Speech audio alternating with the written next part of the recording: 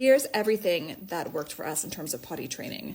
Let me begin by saying we had very little trouble potty training Vigo. I think that was partially because he came from a breeder that got that process started before he even came home.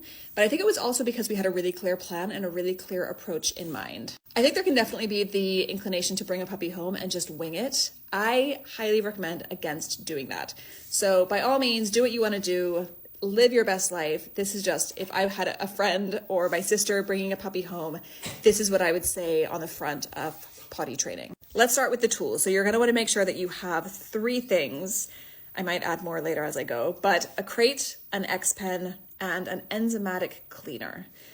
The crate is basically like a little house that your dog will ideally end up sleeping in. If you're anti-crate training, maybe my approach won't be for you, but I've found crate training to be an incredibly beneficial practice, not just from a potty training perspective, but also from the perspective of when Vigo was less than 3 months old. My husband had to go to the ER, and it was great to know that we had a safe space to put him where we didn't have to worry about him getting into cords or getting into any kind of trouble. Crate training for me has been just like such a wonderful thing to instill in our dog. An X-pen is a slightly larger crate type thing. It's very different. You can Google it and see what these look like, but it's essentially like a ring-fenced space that you create for your dog in your house or outside that is kind of like a playpen type situation. So you create a space that is theirs, so they know, okay, when I'm inside this space, this is mine, and they don't have kind of free roam to wander the whole house. Last but not least, enzymatic cleaner. This is something that not a lot of people think they need, but trust me, you're going to need it. The way the dog pee actually works and poop is that it leaves a scent that no matter how well you clean that mess, your dog will continue to smell that someone had a mess in that spot and will be at an increased likelihood to use that spot again. They basically see that smell as like a potty sign to say, this is where you go potty. An enzymatic cleaner completely removes that smell. So make sure you have an enzymatic cleaner and make sure that you're following the instructions to enable it to do its thing. As a side note, if you're hearing scurrying in the background, I'm dog sitting and the dogs are getting a little bit rowdy. During the day, ideally, you're going to want to keep an eye on your dog, and anytime they are between any kind of activity, you're going to want to take them out. The principle that we are working with here is that rehearsed behavior becomes ingrained behavior. So we want to create as many opportunities as possible for your dog to rehearse the behavior of going to the bathroom outside. So if they eat, take them out. If they drink, take them out. If they wake up from a nap, take them out. If they just finished a play session, take them out. At every opportunity, you're going to want to keep an eye on your dog and take them out. This might not be doable for some people, like if you work in an office and have to leave your dog at home. So apologies if that's you, but if you do work from home, or if you've taken maybe like a week off of work or 2 weeks off of work for your new puppy, keep an eye on your dog. This is where the X-pen also comes in handy, because you can put them in that space, set up your workstation or your kind of like, if you're chilling watching TV station, set that up, and you can keep an eye on them throughout the day, even if you're not physically kind of like with them in the X-pen, if you see what I mean. When it comes to the X-pen, I personally recommend, as soon as you bring your puppy home, only give them access to that X-pen. What worked really well for us was basically having a level up, level down system where Vigo had to kind of earn his way to get access to the rest of the house. And what I mean by that is he had to prove that he was responsible enough to, for example, have access to our living room or our dining room. And coming back to the point around rehearsed behavior is ingrained behavior, what this meant was that he was not able to rehearse behaviors that we didn't want, like chewing the carpet, for example. This was kind of like a fringe benefit in addition to the potty training of having an X-pen. And the great thing about the X-pen is that dogs often will feel like they have like their space and they won't want to soil their space. So if your X-pen is the right size, if your crate's the right size, they will learn, okay, this is my space and I don't want to go potty in this space, which means that they're more likely to hold it until you take them outside.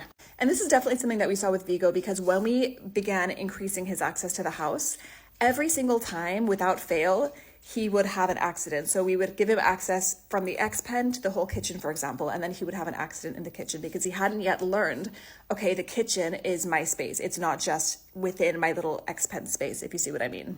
And this is why the X-pen, I think, is such a powerful tool, because if you give your little puppy access to the entire house, putting aside any safety issues, they could very easily not really piece together the fact that the whole house is their space, and they will just use anywhere as a bathroom, because for them it's like, this is what we do. Like I can use this whole house as an ensuite. I can pee in the corner and then go to the living room and not be impacted by it.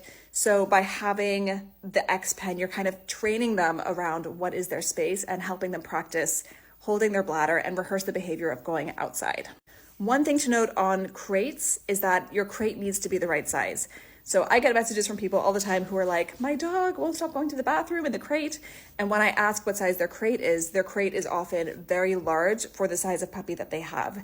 You want to make sure that your crate's the right size because, again, if your crate is too large, your dog will use that as an ensuite and they'll kind of potty on one side. Same thing with if you have any kind of towel or bedding in there. If you find that they're continuing to potty, even if your crate's the right size, it could be because they've realized, oh, I can pee in here and I don't get wet. And so I'm just going to keep using my crate as a potty.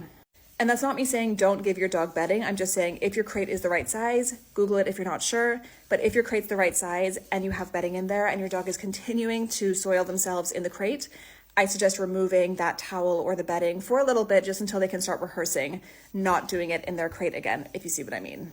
Okay, so your dog needs to go potty. What do? You lift your puppy up, you take them outside on a leash. It's important that you have them on a leash because dogs are very particular about the way that they learn things. So if you are, for example, just opening your back door and letting your dog run wild to pee wherever he wants, learning how to potty on a leash is like a sub skill that your dog will probably benefit from a lot. Like let's say you're on a road trip, you need to take him to go potty. Unless he knows how to potty on leash, there's a risk that he might not want to potty on leash and therefore just not want to go. So put your dog on the leash, take him out to the same spot every time, put him on the ground, no engagement, no playing, no talking, no nothing. You want to make clear that this area that you've defined that you're going to every single time is the potty spot and you do not leave until he potties. But what happens if you take him out, you wait 10 minutes, 15 minutes, nothing's happening. You bring him back inside and boom, he potties inside. This is something else that I get a lot of questions about.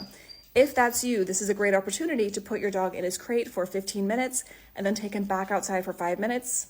If he doesn't go, take him back inside for 15 minutes in the crate and then back outside, and you just repeat until he goes outside, and then you reward and throw a party and celebrate.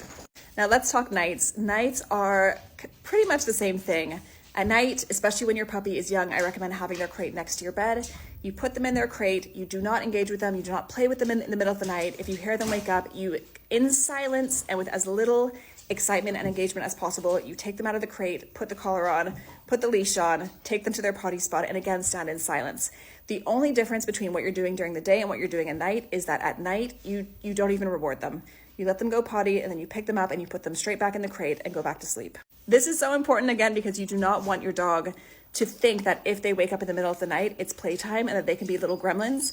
You really want to set the habit from the beginning that if they wake you up in the middle of the night, no problem, they can go potty, but this is not an opportunity to have a fun, engaging play session.